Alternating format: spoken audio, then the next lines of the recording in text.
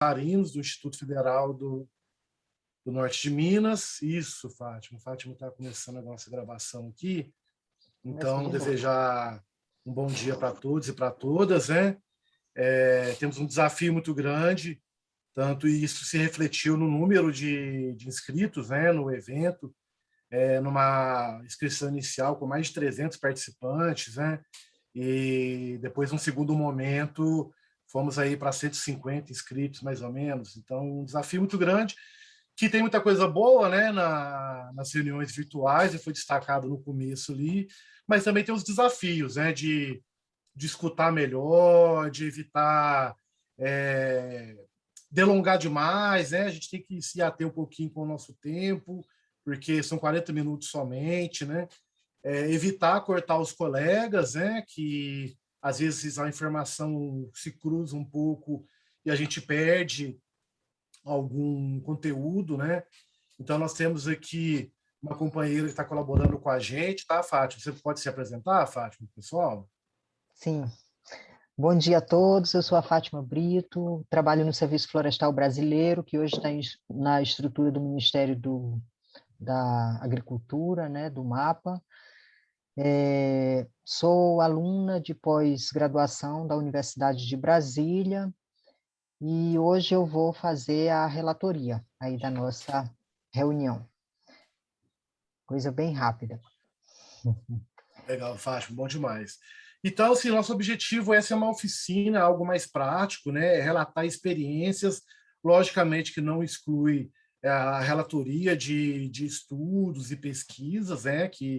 Na qual eu acredito que boa parte de vocês também se debruçam aí a estudar, né? Uns com mais experiência prática, outros com mais experiências acadêmicas, mas ambas experiências são válidas, mas o objetivo central é a gente buscar resgatar um pouco dessas experiências, relatar e quem sabe, possivelmente, a gente desdobrar no segundo momento e aprofundar, né, essa discussão, o debate, a análise desses sistemas, né?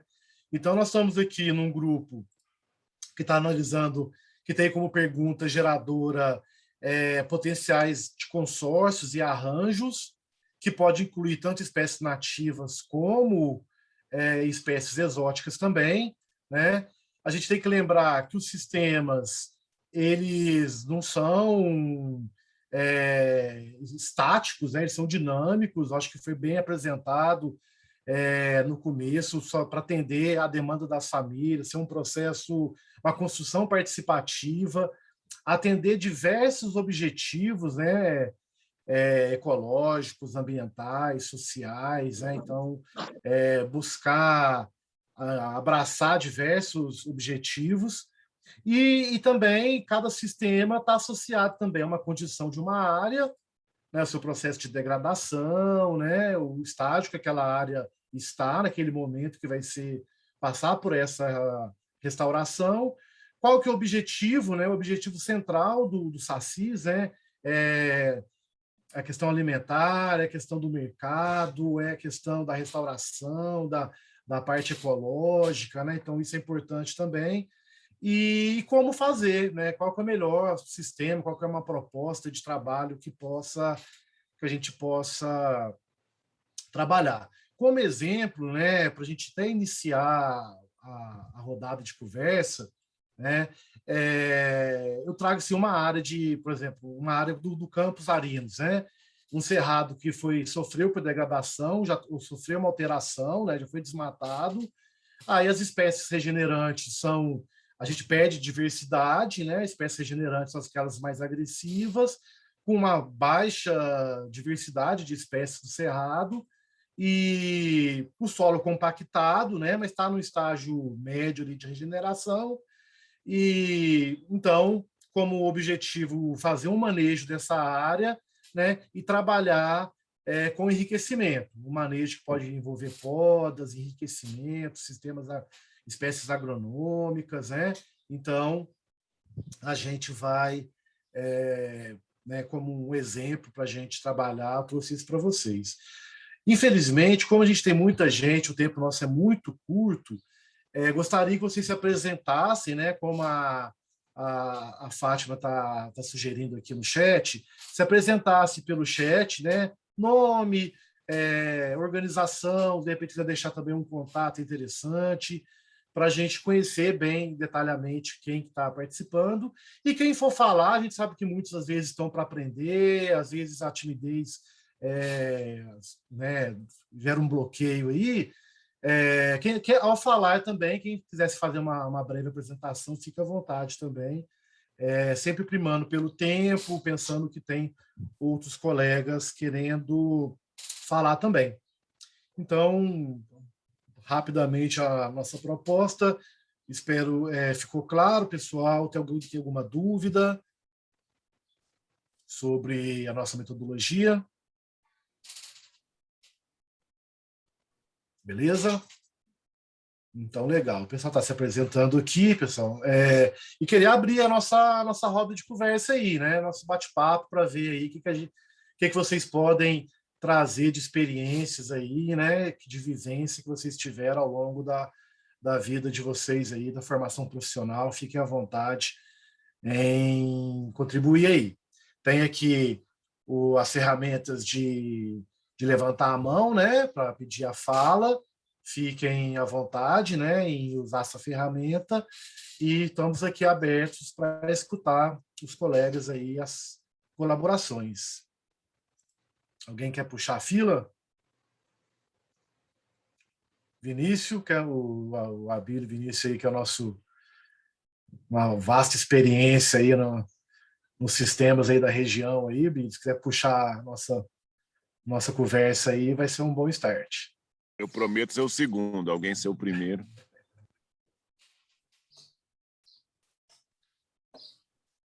Eu posso falar então, gente? Pode. Vai lá, Guilherme. Guilherme, manda abraço. Eu não conheço todos aqui, mas estou vendo bastante gente da agroecologia. Prazer aqui estar com vocês, discutindo sobre isso. Eu já me apresentei aqui no chat, eu vou aproveitar meu tempo para a gente discutir essa questão mesmo, assim.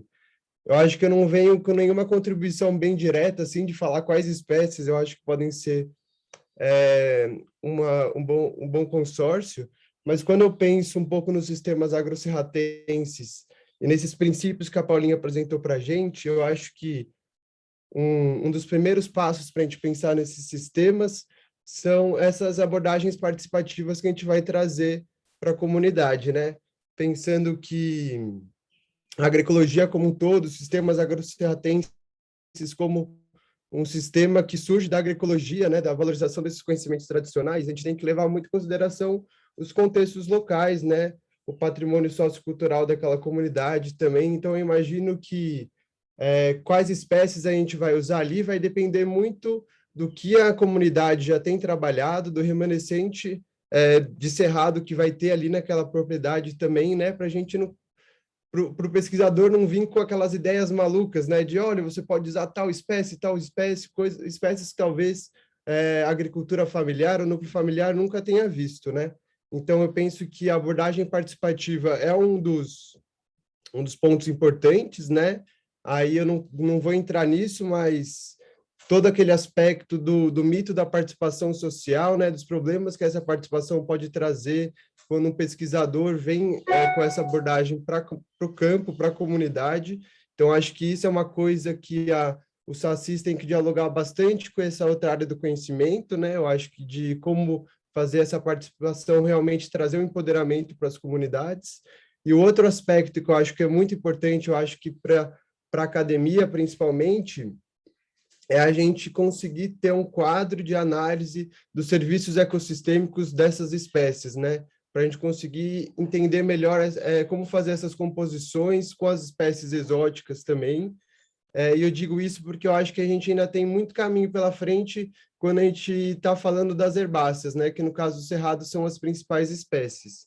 Eu acho que a gente já tem bastante literatura nisso, mas eu acho que para sistemas agrícolas e de recuperação, a gente tem que ter um olhar muito mais cuidadoso ali, né? Para a gente não transformar aquele ecossistema ou agroecossistema em uma coisa que vai trazer impactos negativos, tanto socialmente quanto ambientalmente. Então, acho que, para dar um start, né, acho que são dois pontos muito importantes para a gente conseguir pensar numa consorciação ali no Saci, esse lado social do conhecimento tradicional e local e esse conhecimento científico sobre as características das espécies e as contribuições dela naquele agroecossistema. Obrigado, gente. Legal, Leme. Prometi que ia ser o segundo, eu estou aqui de segundo. Bom demais, Abelho. Manda brasa. Vou lá. Então, eu vejo assim como uma coxa de retalhos, né? Penso que, pela experiência, de a gente se permitir um mosaico, né? Acho que o Saci tem muito essa cara de lembrar do vento, né? E o vento, ele tem asas, né? O Saci. Então, de ser um mosaico, uma coxa de retalhos que algumas áreas eu posso permitir ter mais cara de agrofloresta, está mais na beira da mata, o agricultor já tem esse conhecimento de agrofloresta, então é um Saci que vai mais nessa pegada, que a gente discutiu um pouco antes da reunião começar. Aí tem baru, tem alguma espécie florestal, alguma espécies também visando gerar renda para a restauração, de coletar sementes, as sementes mais demandadas da restauração, para semeadura direta, por exemplo, aí tem os capins, tem os arbustos, né? E, às vezes, nos projetos tradicionais de plantio de mudas não são tão vistos, né? Mas as arbóreas, você ter esses pomar de produção de sementes, né? Para esses fins de restauração e ter comida. Eu acho que é um sistema que eu sempre vejo comida dentro dele, né? Então, da segurança alimentar e nutricional, e principalmente a comida não para a feira, a comida não para o consumidor ou para o agricultor, a comida para dentro de casa também. Ali tem um sistema que seja o supermercado, que seja a farmácia da família agricultora, que os remédios estejam ali. A Paulinha falou muito bem das garrafadas, né? Que a comida esteja ali, né? Então, um lugar assim também que tem essa cara que a gente vê muito no semiárido de quintal produtivo também. Então, um sistema que dialogue bem com a comida também. E algumas áreas que sejam também de conservação ambiental, de restauração clássica também, de sentir que é para restaurar as funções do cerrado. Então, algumas áreas também não teria tanto alimento, não teria tanta espécie arbórea, teria mais cerrado. Então, a gente teria essa flexibilidade, esse rio aí que vai achando o caminho e sempre ouvindo a família, né? Buscando esse laço afetivo, esse laço das memórias, o laço cultural, de dar quais as espécies que ela gostaria de que tivesse no sistema, para também ter essa identificação, ter esse sentimento de pertença, que o Saci seja da família agricultora, seja da comunidade, seja da organização, né? E como a gente também possa expandir também, por esse primeiro momento, de envolver famílias, envolver movimentos, envolver organizações, envolver coletivos, também para o Saci se disseminar, né? Então, acho super importante esse momento que a gente está criando o alicerce, ali, comparando com uma casa, desse momento de criação conjunta, coletiva, aí, dessa aparição coletiva dos Sacis. Acho que é isso para começar. Queria ouvir mais o resto do povo. Bora lá, galera. Vamos ver aqui algumas contribuições aqui. Eu não reparei a ordem certa aqui das mãozinhas. Temos aqui a Fabiana, né? O Álvaro e o Daniel. Fabiana na frente. Fabiana na frente? Fabiana, fica à vontade. Bom dia. Bom dia. Dizer que é um prazer estar aqui com esse grupo, né? Dar algumas contribuições, e eu acho que a gente tem um campo vasto, né, para ideias, com essa troca de conhecimento com os produtores. Acho que tanto Guilherme quanto Vinícius colocaram pontos super importantes. Sempre tivemos essa preocupação de, ao restaurar, pensando em sistemas que aliem tanto, né, então as espécies nativas, esse conceito de agrofloresta, né, mas adaptar isso para o ambiente de cerrado, né, que as espécies estão, as espécies arbóreas distantes uma das outras, a gente tem essa camada herbácea subarbustiva muito presente, muito importante nesse sistema.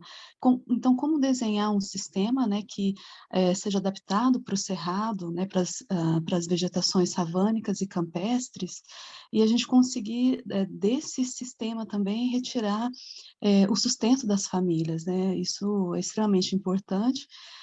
Em 2005, nós estabelecemos alguns plantios de restauração, em que nós usamos 19 espécies, entre espécies florestais e espécies savânicas. E depois, né, de 16 anos acompanhando, a gente tem aprendemos algumas lições. Por exemplo, as espécies florestais se estabeleceram muito bem, cresceram mais rápido, e hoje a gente se pergunta, é hora da gente desbastar, tirar as espécies florestais e deixar que as espécies savânicas, né, cresçam na sua plenitude? Elas precisam de espaço, elas não, né, não suportam muito sombreamento, então o que fazer? São muitas lições, né, aprendidas e ainda a gente carece de testes para se fazer para como lidar com essas espécies, né, savânicas. As espécies savânicas cresceram no ritmo mais lento, elas, né, investem desculpa, no sistema radicular, então o crescimento delas é mais lento, mas a gente vê uma resposta muito importante delas, né? E se hoje a gente fosse repensar um sistema, né, plantando só as espécies de cerrado e dos ambientes savânicos e campestres, nós teríamos que pensar em espaçamentos muito maiores, e nesses espaços, entre, a gente não precisa falar em linhas, né? Eu estou aqui, é só uma questão hipotética, mas dentro desses espaços entre uma arbórea e outra, tem um espaço amplo aí para a gente trabalhar com as espécies, tanto arbustivas quanto subarbustivas e herbáceas, né, incluindo essas espécies que o Vini citou, que podem alimentar diretamente aquela família, né? Então, eu acho que é um sistema que tem a chance de ser extremamente rico, tanto do ponto de vista da diversidade vegetal local do cerrado, quanto dessa diversidade em termos de que as pessoas possam se alimentar diretamente, né, as famílias possam se alimentar. Eu acho que um aspecto importante, acho que o Guilherme citou de serviços ecossistêmicos, eu acho que isso pode estar na base, nos princípios desse sistema, né, do SACI que a gente vai criar. Porque se a gente pensa em funções dessas espécies, a função é, é, a função daquela espécie naquele ambiente, atração de fauna, atração de polinizadores, ou função alimentícia, a gente pode pensar em desenhar algo que a gente não pense exatamente na espécie, mas a função daquela espécie naquele projeto que a gente está pensando, né? Então, aliar as várias funções das espécies naquele ambiente. Então, se a gente pensa na função, a gente pode eventualmente substituir cagaita por mangaba, é tudo hipotético, tá, pessoal? Eu estou aqui pensando em como que a gente pode criar os princípios do SACI. Eu vou usar espécies de usos múltiplos, como que eu vou trabalhar para que eu tenha uma gama de possibilidades, pensando na função da espécie, que eu posso levar para aquela família e que a família possa pensar junto em escolher essas espécies, né? Acho que a gente está aqui no primeiro passo de pensar muito mais esses princípios, né, da escolha dessas espécies, do que as espécies em si, porque uma pode ter o mesmo, ter papéis ecológicos semelhantes, né? Elas não são, claro, nenhuma idêntica à outra, mas ela pode ter papel ecológico semelhante naquele sistema, né, para beneficiar tanto a família quanto o ecossistema, né, pensando em forma mais abrangente. Então, é isso, eu acho que esse é o primeiro passo, a gente vai evoluindo.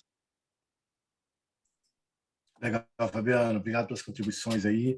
A gente está lembrando aqui que o nosso grupo também, a gente está discutindo a questão dos arranjos, né? Quais seriam os arranjos e os consórcios, né? E a gente tem ainda uma limitação, né? A questão do, por exemplo, do Código Florestal, né? De como que essas espécies agronômicas entrariam, né? Se seriam aceitos, pode-se dizer assim. Alguns programas de regularização ambiental estão sendo ainda aprovados. Aqui em Minas, estava fazendo uma regulamentação de sistemas agroflorestais, o Instituto Estadual de Florestas, sobre o uso dos SAFs, né, nos PRAs, né, mas ainda está no forno, falta um pouquinho para lançar essa regulamentação. Não estou acompanhando ainda, mas eu tenho alguma amiga que está bem próximo disso. Então, um dos desafios, né, seriam esse. Álvaro, você seria o próximo, né? Acho que sou, sim. Então, gente, bom dia. A gente tem aqui na UNB um laboratório de economia florestal, que é um grupo de trabalho, né? Com os meus alunos de mestrado, doutorado, e eventualmente alguns de graduação também. A gente, como a gente é maioria engenheiro florestal, mas nós temos, nosso pensamento vai um pouco, algumas linhas que foram ditas aqui antes, né? O Abílio falou, por exemplo, do cara ter lá na propriedade dele sua farmácia, o seu supermercado. Eu acho que essa é uma linha interessante para o pequeno mesmo, né? Quer dizer, o cara consegue ter no quintal dele proteína, carboidrato, fármacos, energia e água. Dificilmente ele vai visitar a venda, né? A vendinha. E esses são os custos evitados, porque ele já tem lá. Só que nós temos trabalhado aqui, né? Nós já fizemos estudos aqui com coletores de sementes na região lá da Chapada. Fizemos o trabalho do Gabriel, né, que foi com a cadeia do Baru. Fizemos trabalho com sistemas agroflorestais lá no Juan, que alguns aqui devem conhecer, né? Então, nós estamos atrás também de ajudar o agricultor que queira subsistir negociando produtos, né? Esses querem negociar produtos do sistema dele, seja qual for o sistema, e estamos atrás dos melhores arranjos. Mas eu ainda, aí pensando na fala anterior aqui, a gente da Fabiana, né? A gente também pensar nos serviços, né? Então, quando você pensa em indicar uma espécie para um sistema, você tem que pensar no produto, mas também você tem que pensar no serviço. Eu acho que uma, uma forma de entrada de caixa para essas famílias seria via pagamento por serviços ambientais, né?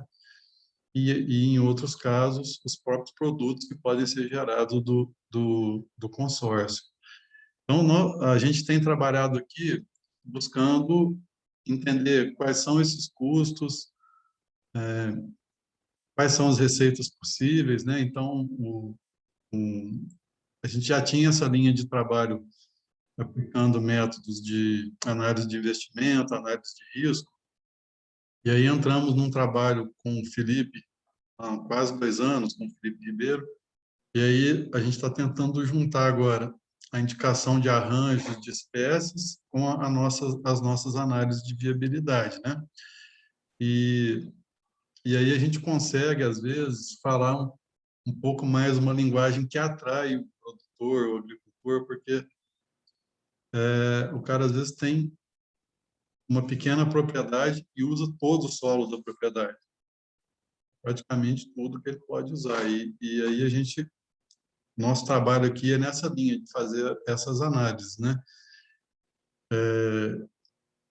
Uma visão um pouco mais dura do que as outras que foram ditas aqui, que são muito bonitas, mas então a gente pensa um pouco mais na ponta do processo. E uma coisa que nós já descobrimos aqui é que quando a gente estudou sistemas agroflorestais, que o início do sistema é muito rentável, mas depois ele tem um período longo só de custos. E muitas vezes o agricultor não está preparado, não enxerga e nem entende que vai passar por isso, né? Então a gente segue nessa linha aqui. Então a minha contribuição seria que nós pensássemos também naqueles que querem subsistir da atividade, né? E aí eu tenho estudos aqui, que é o trabalho da Juliana, que está com a gente, o mestrado dela, que é o caso do sítio semente, que vocês, alguns devem conhecer aqui, do João, né? Eu conheci o João em 2008, fui lá com uma amiga falecida, Janine, professora aqui, me apresentou para ele, e ele me apresentou os primeiros plantios dele, que eram mandalas. Eu lembro que eu falei assim: ô João, é bonito isso aí, você sobrevive disso? Ele: não, isso aqui está comendo meu dinheiro todo, né? E aí ele evoluiu e tal, e hoje em dia ele é um cara que vive e prospera daquilo lá. né? Se é certo, se é errado, se tem ecologicamente, bom, aí a discussão econômica foge do nosso conhecimento, mas eu posso dizer assim, ele hoje é um caso de sucesso. A pergunta é, ele é um caso de sucesso ou o sistema é um caso de sucesso? Ainda não conseguimos responder. Obrigado, gente. Abraços. Legal, Álvaro, muito boas essas colocações aí, né? Essa questão da viabilidade econômica também é importante, lembrando que os custos são caros, né? De implantação, então a gente não pode colocar também fora desse arranjo, né? Desse consórcio, a questão também de viabilidade econômica, né? Isso realmente também tem que estar no planejamento de um sistema, né? Daniel, fica à vontade. Oi, gente. Estão me ouvindo? Tudo certo? Mas estou um pouco nervoso aqui, tem muita gente, mas eu até anotei aqui para me concentrar melhor. Mas, assim, sou aluno do IFB de Biologia e já apresentei ali, vou começar aqui, né? Eu acho que é importante pensar, assim, quando a gente fala de sistemas ecológicos, agroecológicos, né? A gente sempre fala da questão da segurança alimentar, né, e tudo.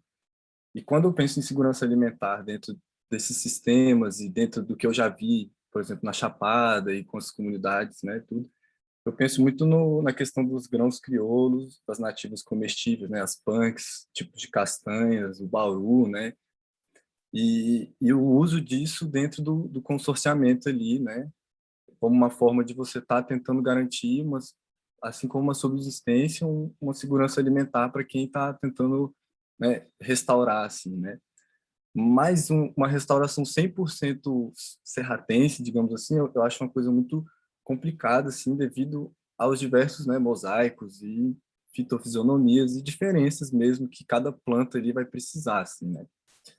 Do que eu conheço, assim, na minha humilde caminhada, né, e tudo, eu vejo muito que é complicado o uso de somente as nativas, assim, né. Por exemplo, o caso do João hoje, assim, ele tem uma agrofloresta no Cerrado, assim, mas o principal polo dele ali de produção e tal é o café, né, a utilização de uma planta que é, digamos assim, produtiva mesmo ali, tem um mercado para aquilo, né. Então, assim, quando eu penso dentro do Cerrado e a produção dessas coisas, eu penso muito nessa questão do arroz, né, que tem nos quilombos, diversos tipos de arroz, assim, que a gente já perdeu, diversos tipos de milho, né, e todas essas coisas, elas estão atreladas, né, ao restauração do solo ali, a nitrogenação do solo, né, e todas essas questões que são importantes para a gente estar pensando, assim, né, um sistema de regeneração e conservação, assim, né.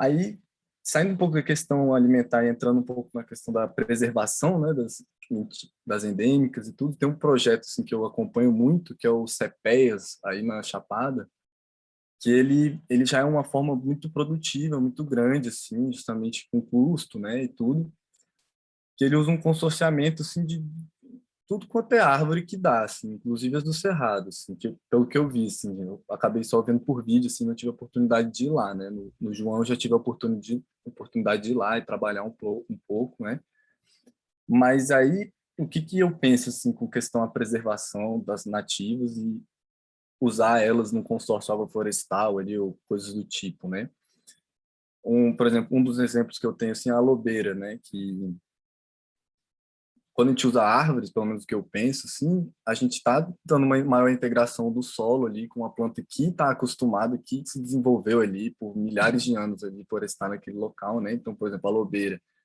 ela tem uma boa produtividade de biomassa, né? Que é uma questão importante aí da agrofloresta, da restauração de solo, e ela ainda atrai, né? Um bom dispersor de sementes, que seria o lobo-guará ali, né? Então você começa a pensar já numa integração, né?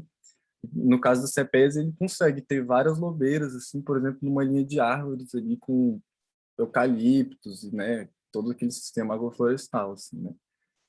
Então, o que eu penso, assim, é mais ou menos nessa pegada, assim, tipo, você tem ali umas árvores que vão estar trabalhando ali com o solo, né, e com tudo, com polinizadores nativos, né, besouros, essas coisas que estão acostumados com aquelas árvores que são importantíssimas, assim, de estarem sendo preservadas, né.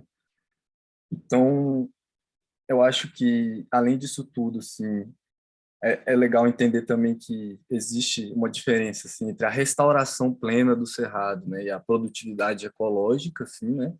Tipo, a restauração plena do cerrado tem até um grupo aí, não sei se foi citado, né, o Cerrado de Pé, lá da Chapada também, que é muito interessante, que eles trabalham ali com a coleta de sementes incríveis, assim, ele até soltou aí um material falando sobre a dificuldade assim, de captar todas essas sementes, porque é muito diverso, muita coisa, né?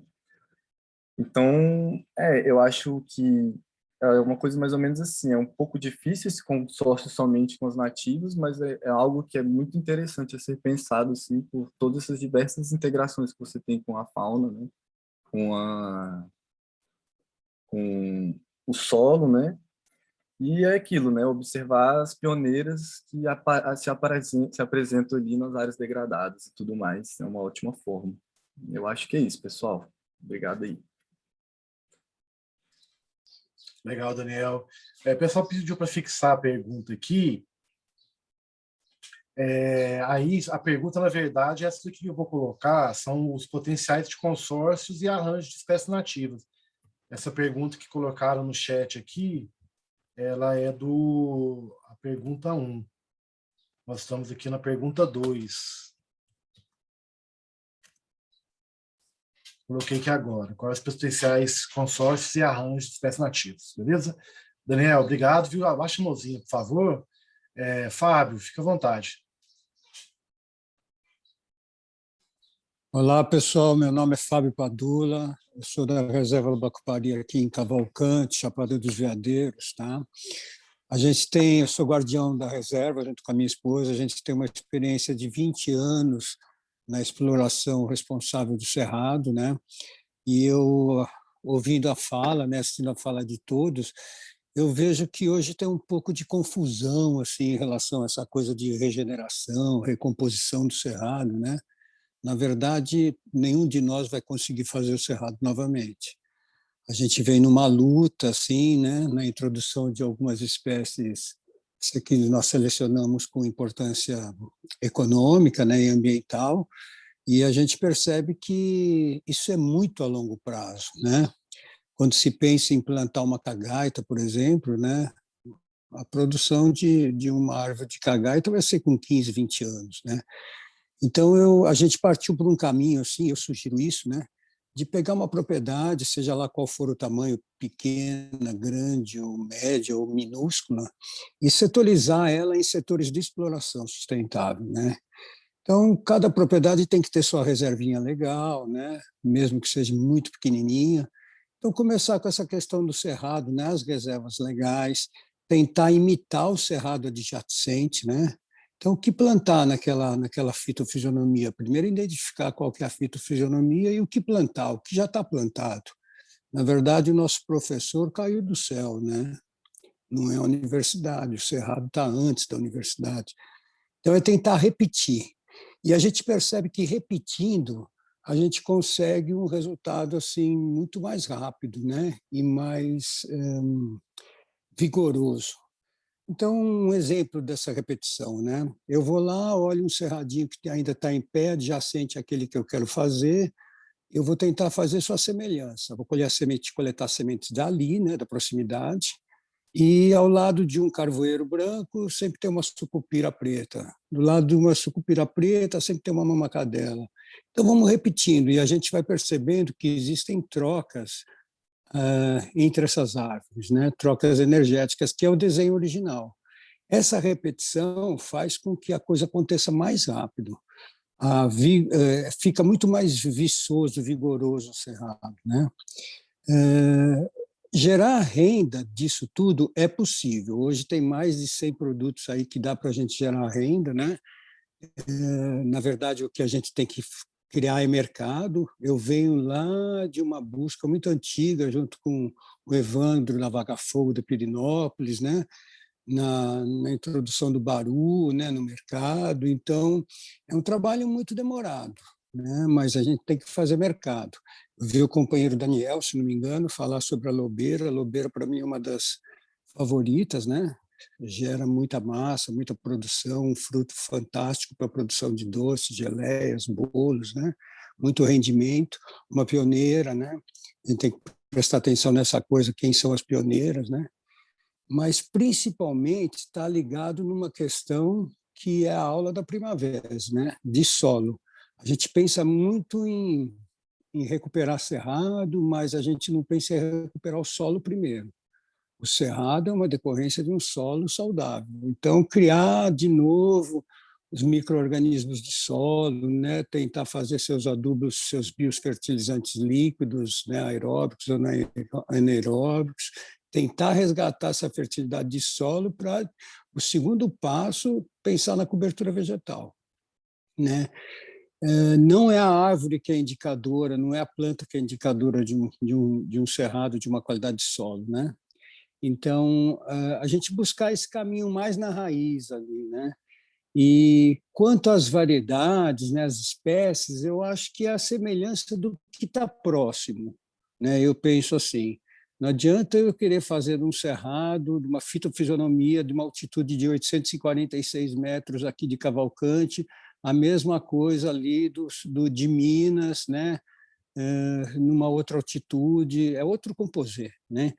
As próprias sementes, né, pegar da adjacência, né, tentar pegar próximo, né, coletar próximo, porque tem uma carga genética numa semente lá de Minas ou da Bahia, do Cerrado, que não tem aqui da Chapada, né? Então essa coisa tentar pegar essa semelhança, né? A gente tem tido resultados melhores nesses 20 anos com esse conceito. Quanto às exóticas, quanto aos sistemas agroflorestais, né, o Ernst aí, nosso professor, né, mas quanto a isso é uma lavourinha à parte, né? Então é setorizar a propriedade, tirar uma área onde você vai gerar a produção e a renda das espécies conhecidas, já comerciais.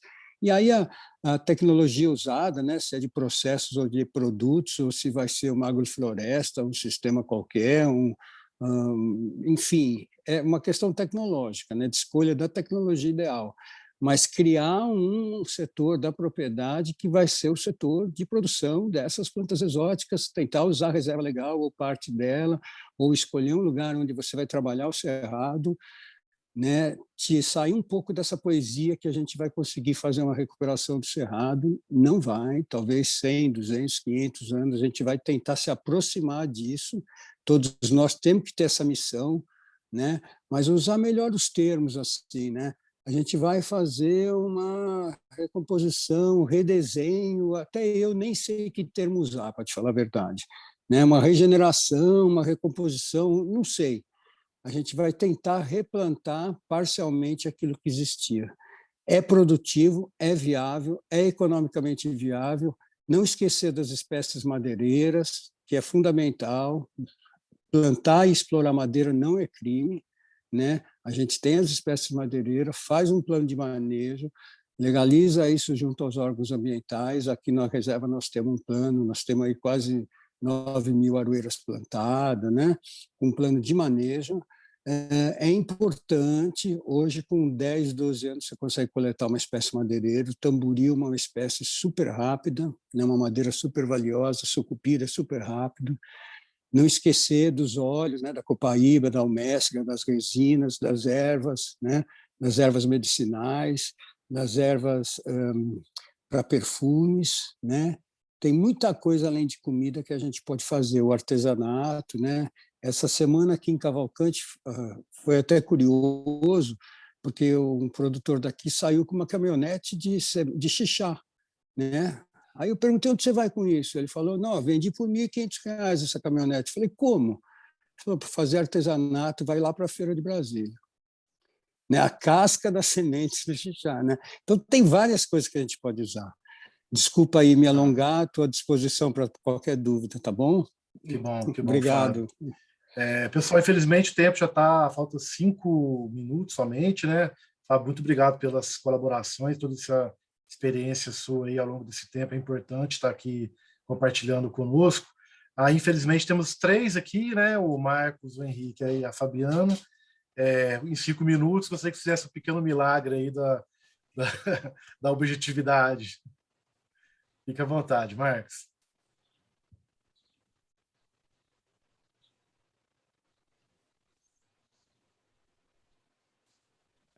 Bom dia a todos. Na verdade, eu ia falar um pouco mais da questão, né, eu gostei muito da fala, né, do Fábio, né, que me antecedeu. Acho que é válida essa experiência, né, de quem já está há 10, 20, 30 anos, né, fazendo esse papel, né, vendo as dificuldades, o que aconteceu, né.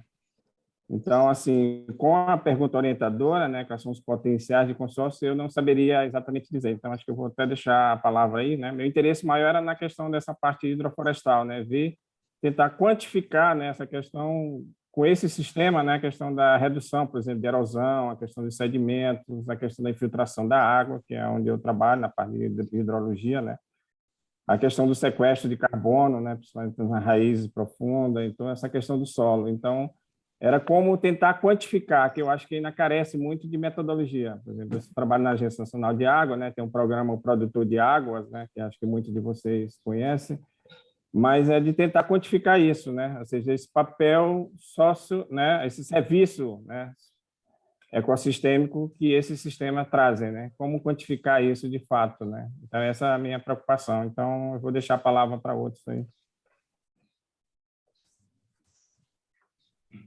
Obrigado, Marcos. Henrique, fica à vontade. Obrigado, pessoal. Um prazer enorme ver várias caras conhecidas. Vou tentar ser bem rápido aqui, porque agora já o tempo acabou. Se eu falar rápido demais, depois a gente troca umas ideias mais para frente. Eu sou do ICRAF, então vou trazer... O ICRAF é o Centro Internacional de Pesquisa Agroflorestal, né? A gente já estou participando aqui das abordagens que a gente vem trazendo para as experiências em vários lugares do Brasil. E, assim, a gente trabalha muito com uma ideia de que não existe um pacote, um modelo fechado, né? São opções agroflorestais que são interessantes. Eu gostei muito da fala da Fabiana, de que a gente tem que pensar nas funcionalidades das espécies. Não existe um arranjo, né? Não existe um pacote fechado, né? Tipo, a gente está falando aqui quais potenciais consórcios e arranjos. Então, isso é muito relativo. Eu não arriscaria falar qual que são para os agroserratenses, né? E agroamazonenses, a gente tem várias formas e vários formatos, né? Agricultores mais capitalizados, como o João, por exemplo, eles vão partir para uma ideia do mercado, onde tem a estrutura, onde tem a cidade, onde tem toda essa possibilidade para eles.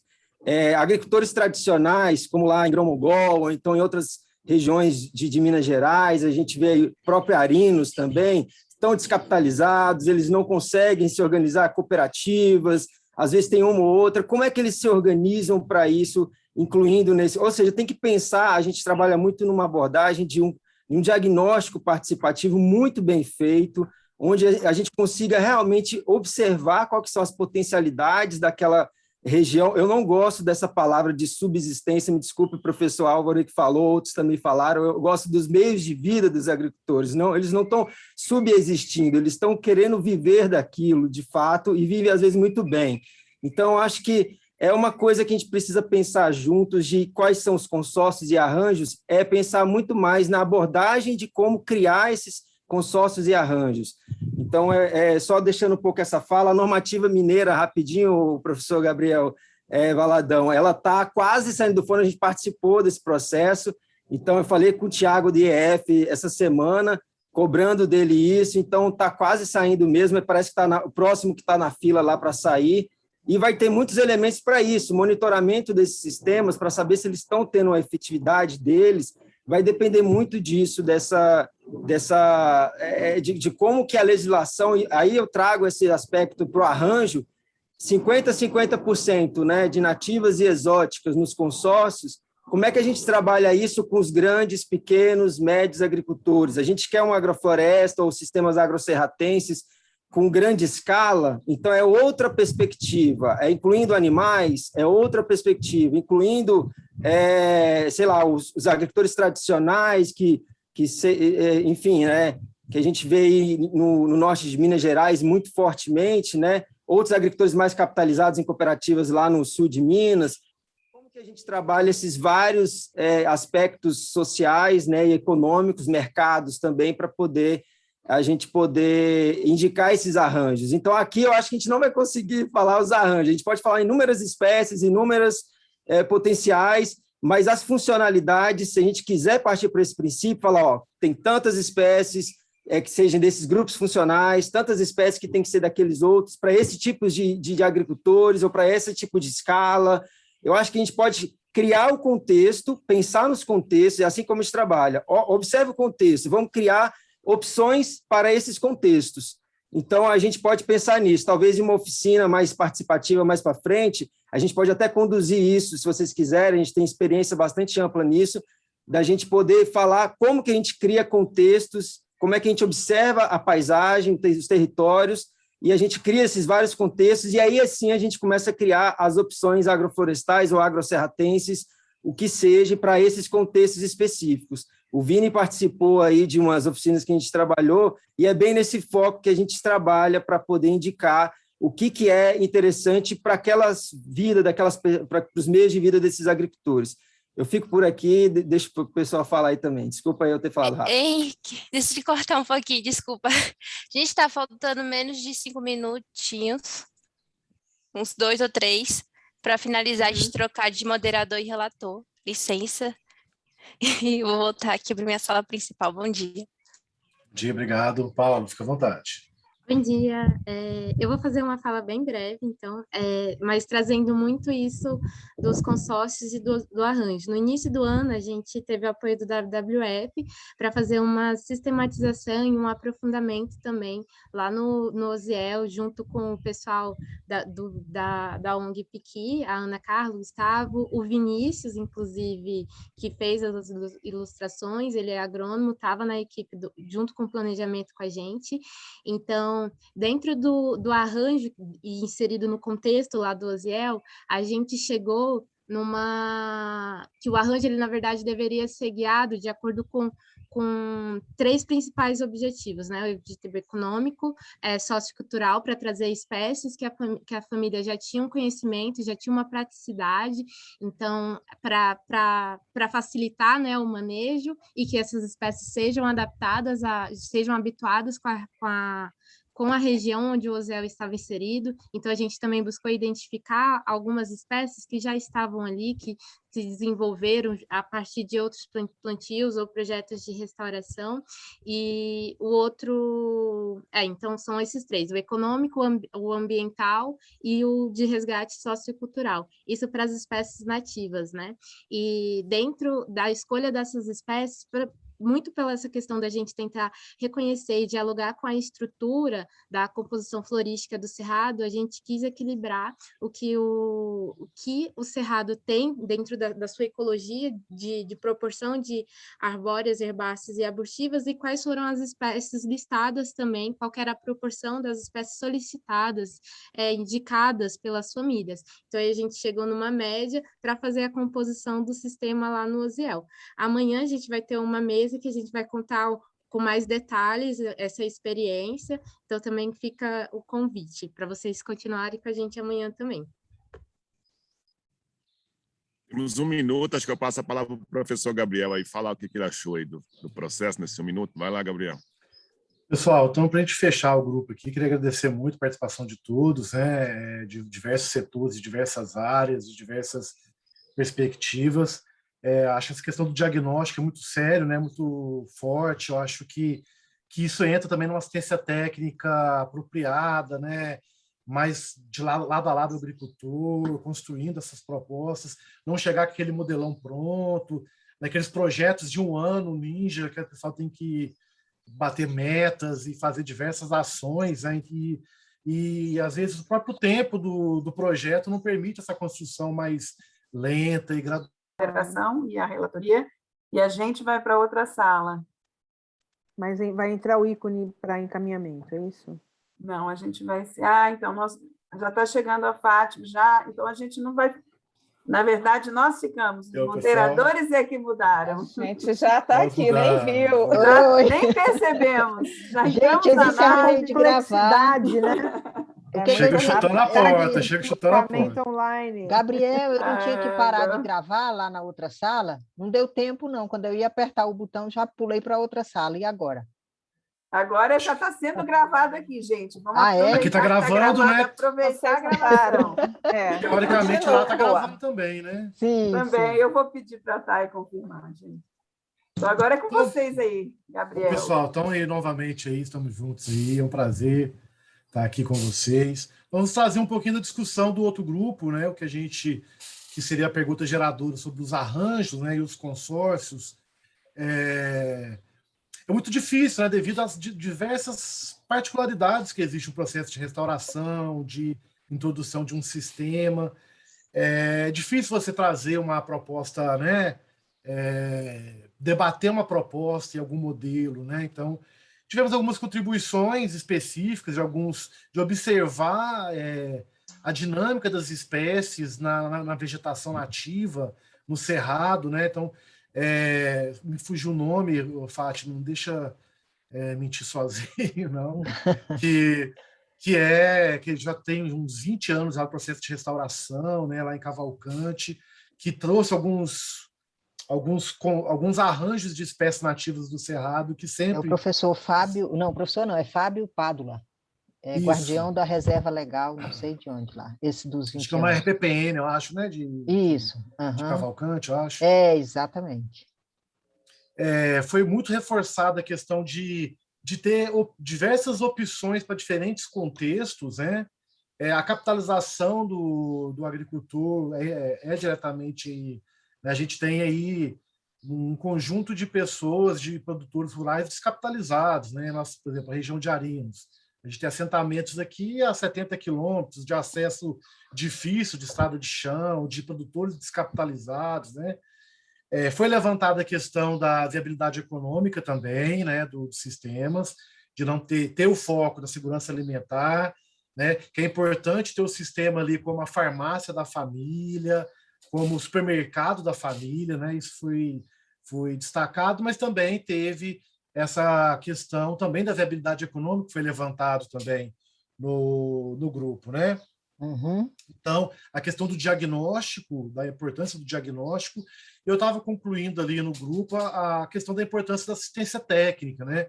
Assistência técnica, poxa, a gente pega esses projetos de 1 ano, né? Com metas ambiciosas, poucos recursos, né? E como é que a gente constrói uma proposta com uma comunidade para atender os objetivos que aquela comunidade quer, né? E em 1 ano, e esses prazos doidos de editais e projetos que a gente tem. Então, isso é uma limitação de políticas públicas, é uma limitação de um modelo, né, de assistência técnica, né? Então, isso foi destacado também. E eu destaco também até um projeto que eu tive a oportunidade de trabalhar, que é o PROMATA, né, o Projeto de Proteção da Mata Atlântica, na quais os técnicos foram contratados simplesmente para extensão florestal, restaurar a Mata Atlântica. Então, eu era exclusivo, eu era um analista ambiental exclusivo do projeto para restaurar a Mata Atlântica. E muitos duvidavam das metas, dos objetivos do projeto, e tendo essa equipe mais direcionada, né, para o projeto, a gente conseguiu ampliar metas, bater metas, crescer o projeto. Então, isso eu acho que deve entrar muito em políticas públicas também, que seria amanhã, né? Então, hoje nosso grupo é para discutir a questão dos arranjos, né? Sei da dificuldade, mas seriam os arranjos e os consórcios que vão no objetivo dos sistemas agroserratenses. Aí, Fátima, não sei se eu deixei de abordar alguma coisa que o outro grupo trouxe, né? Se você quiser complementar alguma coisa, fica à vontade.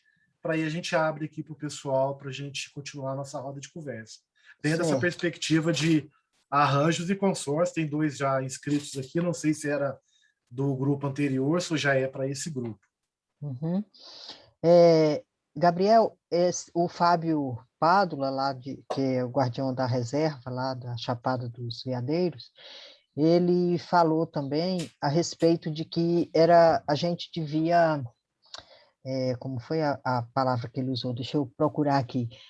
não é respeitar, mas repetir o que já existe, né? Se nas pequenas propriedades, se o agricultor ele quer fazer renda, ele vai fazer um SAF, mas se ele quer trabalhar numa subsistência, o outro falou que não é, mas o meio de vida, né? Sobreviver da propriedade, então ele vai repetir o que já existe, plantar uma cagaita junto com uma outra.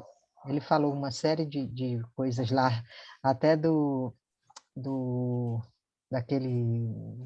alimento lá do lobo-guará, né? E achei Isso, bastante Lobeira. interessante assim a lobeira a experiência dele, né, de trazer isso que já está há 20 anos nessa área e de outras pessoas também, né, que trouxeram a parte de viabilidade econômica, né, outros que disseram que têm experiência com essa parte de mostrar para os agricultores a questão dos cenários, né, como ficaria, né, e foi bem enriquecedor, assim, foi bastante falado, né, coisa muito boa no grupo da gente. E acho que não tem mais muito a acrescentar.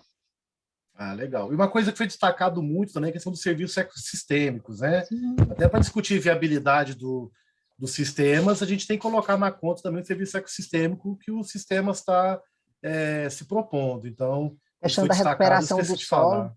né? Recuperação do solo Recuperação também. do solo, o Marcos também trouxe a questão da hídrica, né? Do que vai acumular de água, né? Nesses solos. De filtração. De infiltração e etc.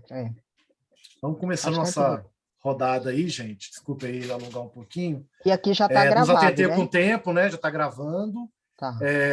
Se atentar com o tempo, a gente sabe que com certeza a gente deve desdobrar esse momento num próximo momento. Eu sei que as contribuições são muitas, mas vamos tentar ser o mais objetivo possível. Obrigado, viu, gente? Tatiana, fica à vontade.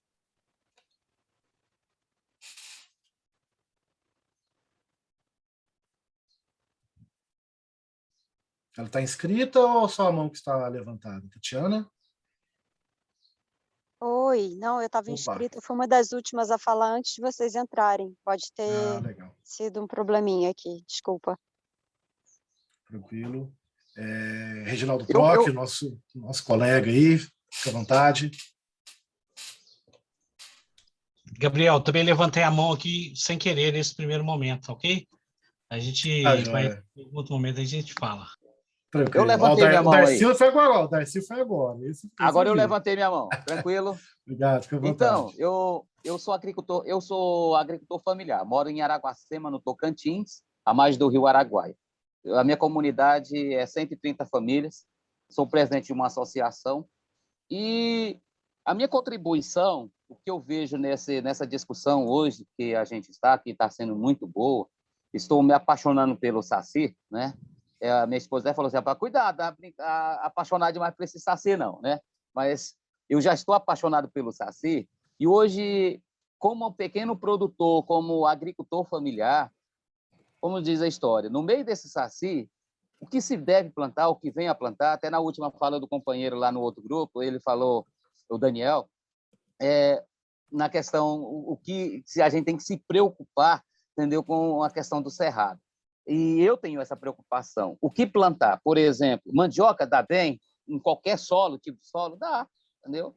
Ele pode ser ácido, pode ser de cultura ou não, mas a mandioca vai bem, né? O gergelim, o amendoim, que são coisas tradicionais, né? Que hoje se perdeu a característica de se plantarem, entendeu? Nas comunidades de assentamento. E acho que eu tenho a certeza de que isso deve ser implantado dentro do SAF, entendeu? Ou dentro do SACI, que deve ser muito bom, com certeza, porque gera renda, né? Gera segurança alimentar. Gergelim, amendoim e outras coisas que no passado se plantava, hoje não se planta mais, né? O café, né? Pode plantar no meio do SACI? Pode, entendeu? E funcionaria muito bom. E as nossas comunidades, nós não temos o café, como mencionei. A gente não encontra gergelim, você não encontra mais o amendoim. Então, está aí a minha contribuição. Obrigado. Legal, Darcy, obrigado. José Ivan, fique à vontade. Bom dia a todos e todas. Uma preocupação que eu venho tendo muito recentemente é com a pouca quantidade de literatura e estudos sobre os fungos, de um modo geral, que é um reino interessante, e que, dentre os fungos, os cogumelos, que têm um potencial econômico e comercial e também um perigo, às vezes, por causa da ingestão da planta errada, né? Mas os fungos no cerrado, especialmente os cogumelos, eles podem ser reproduzidos a partir de madeira caída e a gente fazer um manejo dele do ponto de vista comercial, mas principalmente do ponto de vista biológico, do sistema radicular.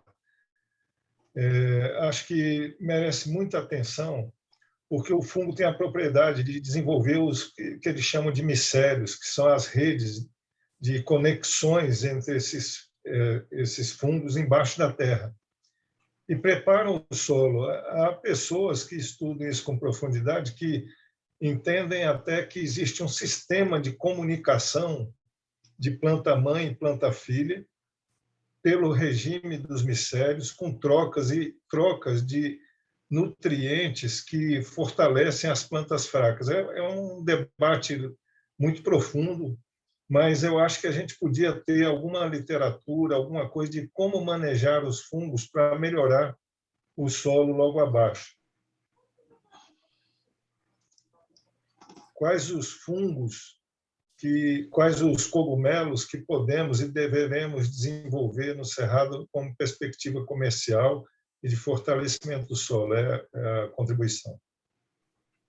Legal, Zeva, muito bom essa colocação. Realmente, novas perspectivas, né, de uso sustentável do Cerrado é algo importante. Até coloquei aqui no chat que é um colega do Instituto Federal pesquisando, que é uma pesquisa muito nobre de passagem, que são os fungos para a produção de cerveja, né? Então, ele está estudando esses fungos, fazendo os testes. Ele é mestre cervejeiro e aproveitou a fome por vontade de comer e está pesquisando aí os fungos para a produção de cervejas. Por enquanto, não temos mais inscritos. Alguém queria contribuir um pouquinho? Quem tem alguma experiência aí de arranjos e consórcios que observaram e estudaram ao longo da trajetória de vocês aí, fique à vontade para contribuir com a gente. Senão, eu posso fazer uma pergunta provocadora também, caso não tenha. A questão do enriquecimento, né?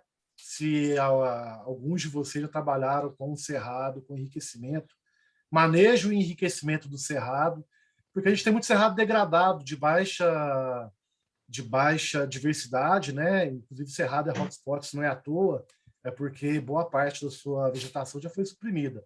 Aqui em Arinos teve um boom de carvoejamento e na década de 80, então boa parte do Cerrado de Arinos, apesar de ter uma boa cobertura vegetal, 58%, 57% do município é cerrado, a gente tem um problema sério que é cerrados de baixa diversidade, né?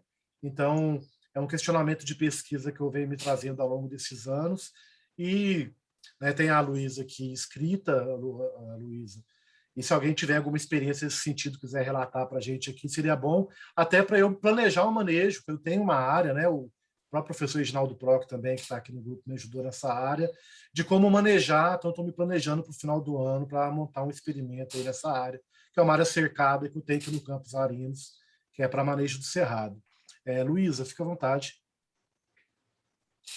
Oi, gente, bom dia. Eu gostaria de contribuir, que o colega falou agora anteriormente a respeito do gergelim, de outras culturas que vêm se perdendo, né?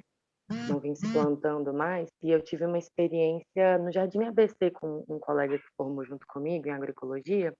A gente foi numa propriedade fazer um reconhecimento mesmo, para saber o que ele estava fazendo lá. O proprietário já tinha um plantio de café há alguns anos, há mais ou menos uns 10 anos, já está produzindo café, só que ele está passando por um enriquecimento da área, plantando gergelim, justamente o gergelim, por isso que eu gostaria de falar sobre isso, milho e feijão guandu e pimenta, algumas espécies de pimenta também. Isso incorporando no sistema das linhas do café, que já existem. E está dando um resultado bem bacana na melhoria do solo, porque depois que ele colhe o gergelim, o feijão, ele incorpora a palha, o resto da cultura no solo, então está tendo uma melhoria, está tendo uma economia de água. A gente vê os micro-organismos, sabe? Tudo, a cor do solo mudando, ficando mais escura. E, assim, é um processo lento, né? Eu não sei, mas a gente procura pensar que, imagina, se todo mundo fizesse isso, né? Seria uma grande melhoria, porque ele está conseguindo tirar até a pimenta para poder vender, comercializar, uma coisa que ele não tinha, o feijão guandu, ele também falava que as pessoas estão procurando muito pela semente do guandu. Então está tendo uma troca muito boa, antes que era só café, né? Então está evoluindo o sistema. O sistema reverso, né? Estava no sistema, né, convencional e revertendo para um agroserratense, né? Também é um instrumento importante também, essas alterações, né? Essas mudanças. Por enquanto não temos inscritos. Se alguém quiser ficar à vontade, Proc, fica à vontade. Eu gostaria. Opa, desculpa. O Sandra. Vamos levar aí, Proc, depois Sandra, pode ser? Pode. Eu penso que, como citando aqui um caso específico que o professor Gabriel lembrou aí, que é o projeto que está sendo desenvolvido no campus, que é o cultivo do baru em linhas, que é uma cultura que já foi comentada aqui algumas vezes e que aqui na região tem sido realmente uma espécie assim, muito, muito interessante. Com poucos anos ela já começa a produzir e você tem uma saída muito grande hoje para comercialização. Então, mais e mais os agricultores estão plantando essa espécie aqui na região. E, no caso, você enriquecer essas linhas, como aquele sistema filho que a Embrapa desenvolve. No caso, a Embrapa desenvolve o sistema filho, mas assim, é um pomar, né? Não tem exatamente a ver com o cerrado, mas aquela ideia assim do arranjo produtivo em linhas de 6, 8 metros, mais ou menos, e cultivar nas entrelinhas. Eu penso que nesses processos digamos, uma é o que o Gabriel comentou, vamos enriquecer uma área, né? Então, você pode enriquecer com espécies do cerrado, que seriam fruteiras, por exemplo, ou baru. Mas o outro também é aquela questão, assim, a pessoa tem ali a propriedade e ela tem uma área de manejo mais intensivo. Ela tem aquela área de manejo mais intensivo. Então, acho que as espécies de adubação verde, no caso do guandu, por exemplo, principalmente o guandu arbóreo, que produz uma biomassa muito, muito interessante. As espécies ornamentais também, você pega, por exemplo, a helicônia, espécie que produz uma grande quantidade de fitomassa e pode ser triturado, né, no segundo momento. Foi comentada essa questão dos fungos no solo, né? Então, o ambiente propício para os fungos vai ser aqueles solos que tem assim uma agregação adequada, né? Que tem ali, que não esteja compactado, muito compactado. Então, o certo é que o manejo adequado desses solos vai contribuir para o desenvolvimento da vida no solo, né? Mas as micorrizas, por exemplo, podem ser utilizadas na hora da produção das mudas, né? Ou mesmo aplicadas no solo, como um exemplo assim, de uso dos fungos assim, diretamente. Uma outra coisa também bastante interessante é o uso dos micro-organismos eficientes, coletar na própria floresta, né, na mata, no cerrado, os micro-organismos e fazer a aplicação, ou mesmo comprar algum produto comercial nesse sentido, né, que também tem bactérias e fungos, né? Mas é isso, a princípio, né, acho que assim, tem que considerar também essas espécies de uso já bastante consolidado, como é o caso, por exemplo, da mandioca, né, bastante cultivada, e mesmo em regiões mais secas, essa mandioca, ela pode ser... A gente teve uma experiência, dia desses, nós visitamos aqui um local, e o pessoal tem os solos muito, muito arenosos. Isso também é uma característica muito importante a ser considerada aqui no Cerrado, esses municípios que você tem são solos muito arenosos. Então, são solos assim, bem mais secos e que dificulta o desenvolvimento de muitas culturas, né? Então, esse recorte também dos tipos de solo acaba sendo muito relevante nessa avaliação de quais espécies utilizar, né? Mas, a princípio, meus cachorros aqui estão querendo participar da reunião também. Muito obrigado. Obrigado, Proc. Sandra, fica à vontade. Eu só queria reforçar aqui, porque na rodada anterior a gente levantou uma série de espécies aqui, né? O grupo, foi muito rica a discussão, e aí eu queria reforçar para a gente tentar... Eu sei que depende de cada caso, tem uma série de fatores, acho que vocês já trouxeram essa discussão muito do grupo anterior, mas a gente tem aí uns 10 minutinhos, né? E eu queria ver o que a gente consegue pensar nessa questão mesmo, das plantas que a gente propôs, que a gente citou, que a gente discutiu no grupo anterior, quais que a gente vê, né, possibilidades como colocado aqui no grupo, de serem plantas companheiras, né? Para a gente ter um pouco dessa resposta aí de quais são os arranjos, possíveis combinações de plantas aí entre nativas e exóticas. É só isso que eu queria colocar. Provocar o povo aí.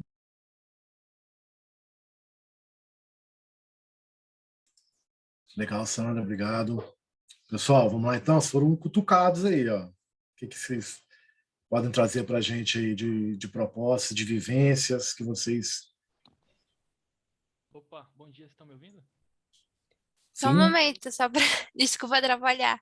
Só para destacar que está faltando 5 minutinhos para a gente ir para a sala principal.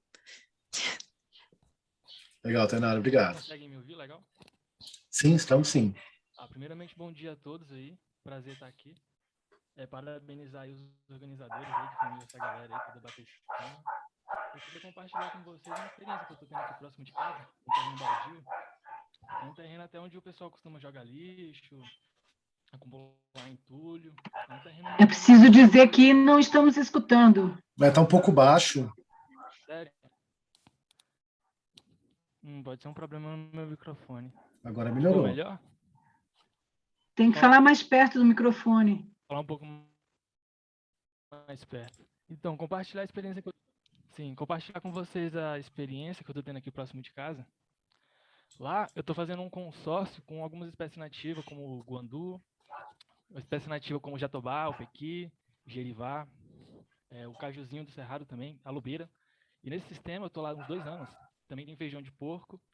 E dentro desses 2 anos eu fiz alguns consórcios lá, com milho, com feijão, com abacaxi, tem bananeira. E lá eu percebo que mesmo na época, quando não chove, como está bem seco, o sistema ainda ele continua muito verde. Principalmente com feijão de porco, fazendo a poda, tirando os ramos florais e tirando o broto que cresce para cima, que eu não sei o nome. E o sistema ele fica bem verde o ano inteiro com esse consórcio. O milho ele cresce muito bem também lá. E é muito interessante ver também como a lobeira, que ela aceita boa poda também, quando a gente tira os ramos florais e ela rebrota muito forte. E ver como o sistema ele se comporta bem nessa sombra dessas plantas nativas, né? Como também o jatobá, ele cresce muito bem embaixo da bananeira. E é muito interessante ver esse consórcio, como eles crescem bem na sombra um do outro. E quando um atinge um patamar mais alto, os outros se comportam bem embaixo dessa sombra que eles produzem. E aí, fazendo essa rotação de ciclo também é muito interessante.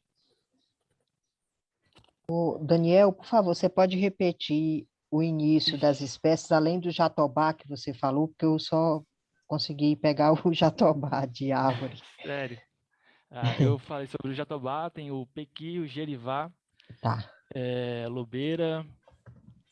Caju do cerrado. Cajuzinho do cerrado, caju... É difícil até lembrar. Feijão de porco, essas outras eu anotei tudo. Sim, feijão de porco. Sim. Lobeira também, né? Lobeira, bananeira, abacaxi, milho, feijão gandu, feijão de porco. Sim, abacaxi. Certo. Tem a bananeira também nesse sistema.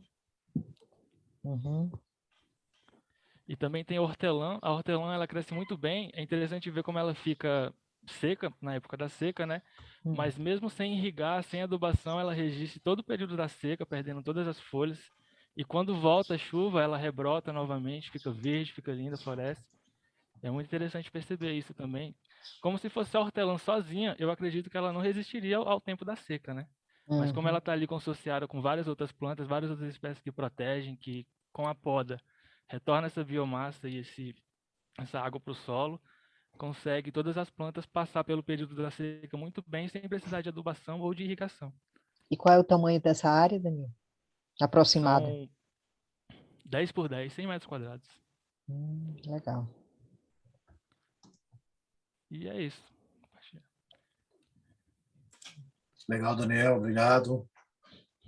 Esse restinho de tempo aí, mais alguma experiência, algum consórcio, alguma experiência que pode ser trocada. E a respeito do enriquecimento, que fez a pergunta lá, alguém já teve alguma experiência com o manejo de enriquecimento de cerrado? Ainda.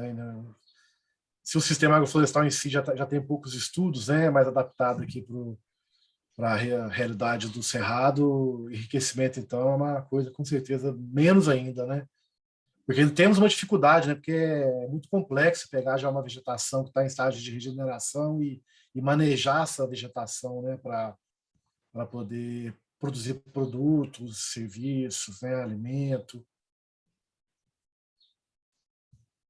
Alguma experiência? O pessoal aqui está tudo quietinho. Chico Delano, cadê o Chico Delano? Chico Delano, tá aí escondido aí o Chico Delano, ó. Nosso parceiro, meu vizinho aqui de Uruana agora. Saiu do DF e veio aqui pro Noroeste. Aí, ó. Você quer falar, Pro? Que isso? Eu tô com dificuldade em achar direitinho que onde que é aquela coisa de... É no Reactions aí, ó. Reactions, tá bom. Mas beleza, bem, a questão do café também que foi citado, eu acho interessante, principalmente assim considerando árvores caducifólias que vão cair as folhas e que vai dar um sombreamento menor no período que o café vai estar florindo. Então, assim, realmente no cerrado você tem essa possibilidade. E a gente anda por aí, a gente vê, para quem anda por aí, vamos dizer assim, né? A gente vê assim que o café ele estava presente muita gente cultivava um pouco de café, né? Então, uma cultura que tem um valor comercial considerável, o agricultor tendo essa diversificação, ele tendo algumas centenas de pés de café, certamente, né, vai gerar uma renda.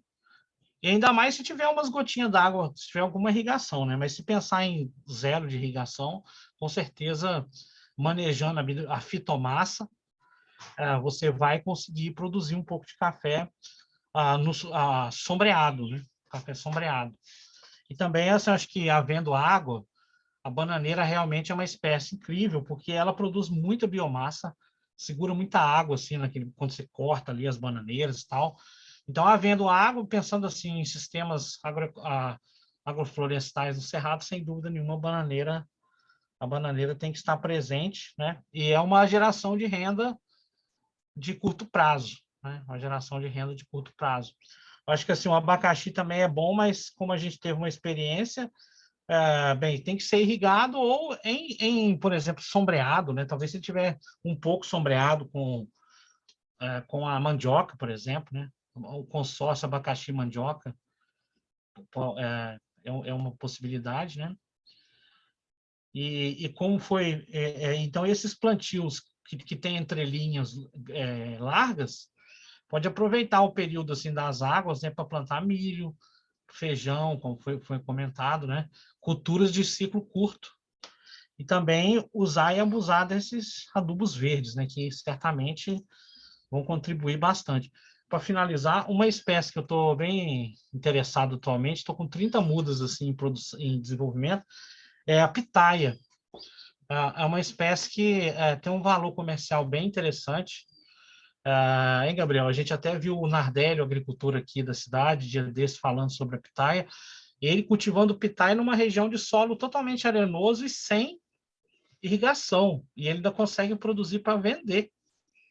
Então, é uma planta bem interessante, demanda assim, alguns cuidados, mas ocupa um espaço pequeno e tem uma produtividade bacana, assim, né? É uma espécie que eu acho que deveria ser deveria ser agregada. Outra também é a jabuticaba. Apesar do hoje você tem assim, a jabuticaba que ela é por estaquia, né, ou por alporquia, então ela começa a produzir mais cedo. Mas mesmo uma jabuticaba que vai demorar aí 10 anos para produzir, tendo um sistema, pensar no médio prazo, no longo prazo, porque uma jabuticabeira tem seu lugar, né? Como foi comentado, tanto nesse sentido que você comentou, Gabriel, de ser assim um local para a pessoa ter a segurança alimentar, mas também para comercializar. A Copa Base mesmo aqui em Arinhos trabalha com a polpa da jabuticaba, né?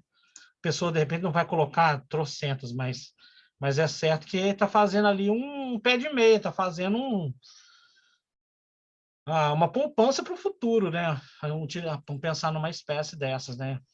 Acho que o caju também é uma espécie que vai muito bem aqui, né? Porque a gente vê aí nos lugares, o pessoal nem irriga.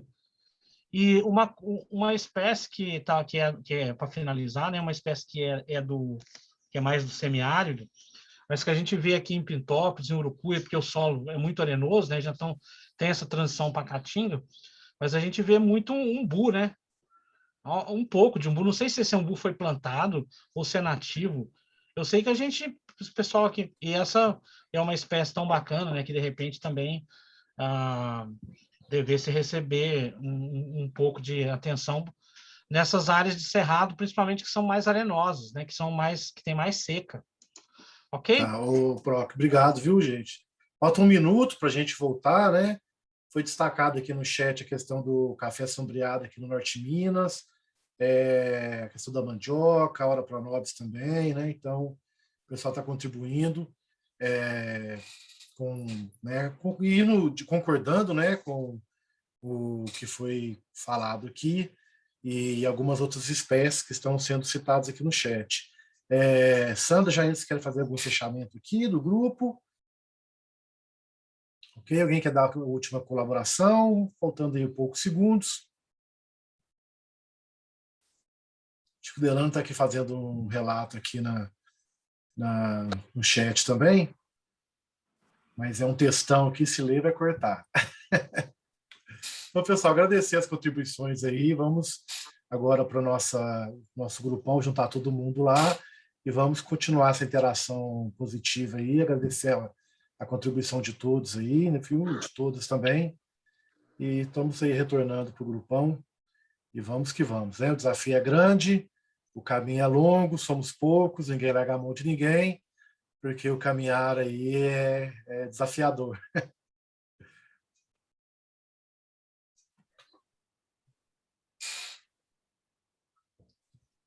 Beleza? Acho que é isso mesmo, né? Estão indo. Estamos só aguardando a abdução agora. Ou corta a sua fala ou você fica esperando ir.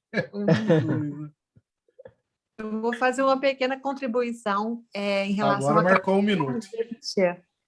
Que o Walter Mastrangolo, pesquisador da Embrapa aqui de Sete Lagoas, milho e sorgo, tem feito consórcios muito interessantes com a cratilha argência, milho crioulo, e os milhos crioulos, né? A gente resgatar as sementes crioulas e fazer consórcios interessantes. A cratilha é uma planta incrível que vocês podem pesquisar, ela é nativa do Cerrado, inclusive, e serve para alimentação animal, pasto apícola, fertilização, adubação verde, dentre outras, recomposição de áreas degradadas. Eu acho que é o nome, planta... Cristiane? Desculpa, Cratilha argêntea. Tá. E o Walter é o pesquisador. E ele envia sementes, né? A Embrapa Sete Lagoas Milho e Sorgo, ela envia 100 gramas de semente, porque para